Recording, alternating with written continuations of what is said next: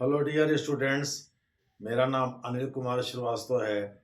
आज मैं मिल्कीपुर विधानसभा उपचुनाव उत्तर प्रदेश में उस पर चर्चा करने जा रहा हूं।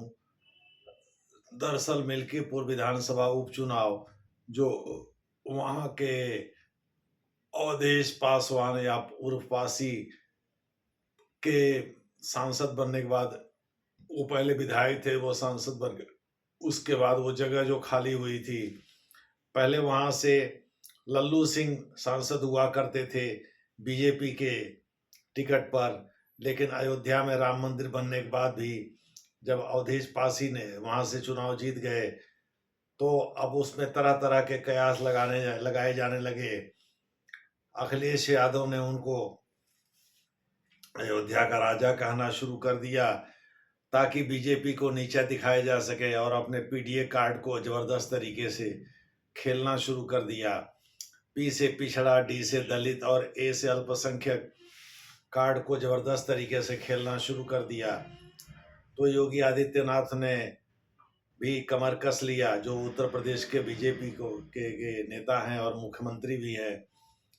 उन्होंने अपनी कमर कस लिया कि भाई मिल्कीपुर विधानसभा उपचुनाव से अखिलेश यादव को परास्त करना है, क्योंकि अब यह एक नाक की लड़ाई बन गई है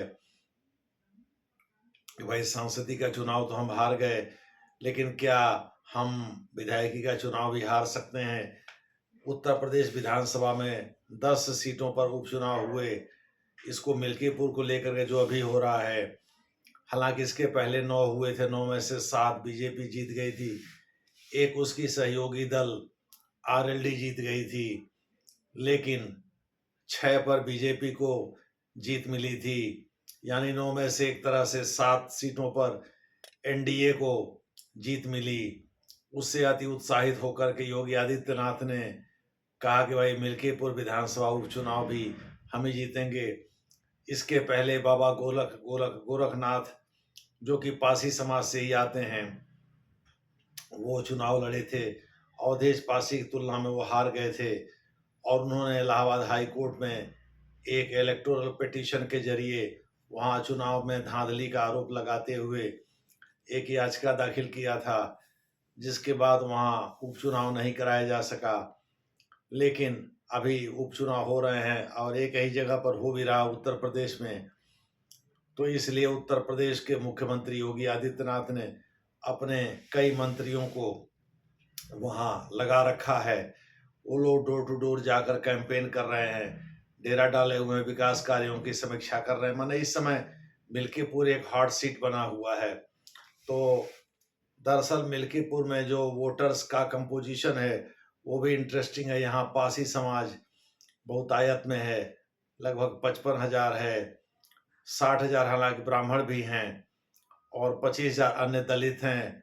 यहाँ मुस्लिम भी लगभग 25,000 की संख्या में है। यादव भी लगभग 50,000 या 55,000 है।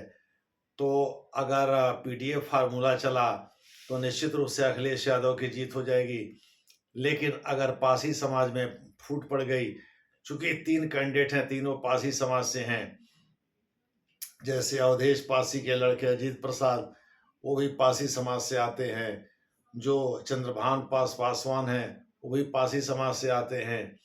और जो दूसरे सूरज चौधरी हैं, वो भी पासवान समाज से आते हैं। उससे आज़ाद पार्टी, चंद्रशेखर उर्फ रावण के आज़ाद समाज पार्टी ने उसको वहां से खड़ा किया है। वो पहले अवधेश पासी के ही करीबी हुआ करते थे। उन्होंने उनके ऊपर धोखा देने का आरोप भी लगाया है। वास लगाए बैठे थे कि समाजवादी पार्टी से टिकट मिलेगा, लेकिन समाजवादी पार्टी से टिकट नहीं मिलने की स्थिति में वो नगीना के सांसद और सहारनपुर के रहने वाले चंद्रशेखर रावण के पार्टी आजाद समाज पार्टी के टिकट पर चुनाव लड़ रहे हैं। इस प्रकार वहां बहुत ही इंटरेस्टिंग यानी रोचक लड़ाई हो गई है। ठाकुरों की भी संख्या वहां ठीक ठाक बताई जाती है।